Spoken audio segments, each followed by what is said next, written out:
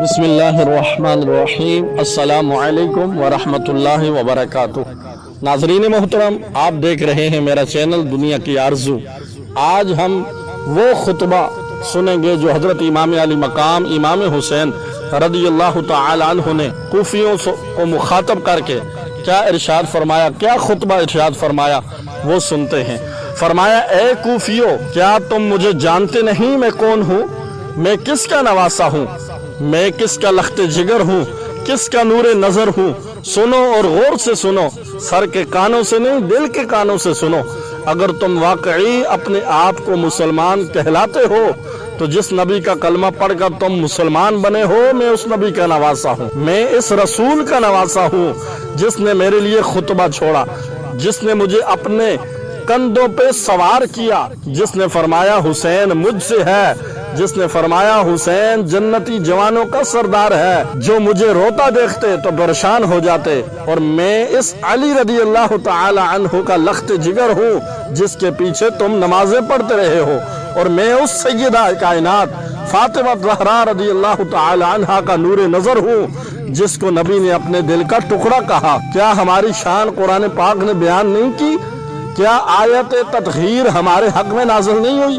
ہمارا گھر وہ گھر ہے جس میں قرآن نازل ہوتا رہا، جبریل ہمارا جھولا جھولاتا رہا۔ فرمایا، اے بدبخت اور بے وفا کوفیو، بتاؤ تم نے مجھے خط نہیں لکھے؟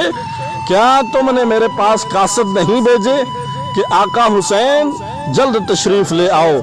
اب میں آ گیا ہوں، تم میرے خون کے پیاسے بنے ہوئے ہو۔ ظالمو، غور سے سن لو، یہاں لڑنے کے لیے نہیں آیا، دنیا کے مال کے لیے نہیں آیا، اقتدار کے لیے نہیں آیا، بلکہ دنیا والوں کو نظام قرآن سمجھانے کے لیے آیا ہوں اور جنت کا راہ دکھانے آیا ہوں۔ مگر یاد رکھو، حسین 6 ماہ کا اصغر تو قربان کر سکتا ہے، 18 سال کا اکبر نثار کر سکتا ہے، عباس کے بازو تو قلم کروا سکتا ہے، قاسم کی لاش پر گھوڑے دوڑتے دیکھ کر برداشت کر کے خود بھی نیزے کی نوک پر چڑھ سکتا ہے، مگر شریعت مصطفیٰ صلی اللہ علیہ وسلم کی توہین برداشت نہیں کر سکتا۔ اس لیے ابھی بھی وقت ہے کوفیو، اپنے دلوں سے اہل بیت کی دشمنی کا زنگ اتار کر اپنی آنکھوں سے غفلت و جہالت کے پردے ہٹا کر دیکھو اور سوچو کہ تم کس کی جان کے در پہ ہو۔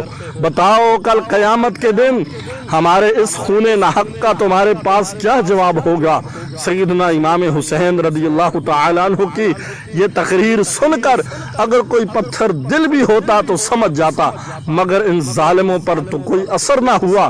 لیکن ان بد نصیبوں میں ایک خوش نصیب حضرت حر رضی اللہ تعالی عنہ تھے جو ساری حقیقت کو جان چکے تھے، فوراً امام حسین امام علی مقام رضی اللہ تعالی عنہ کے قدموں میں حاضر ہو گئے۔ اللہ تعالی ہم سب کو اہل بیت پاک سے محبت کی توفیق عطا فرمائے۔ السلام علیکم ورحمۃ اللہ وبرکاتہ۔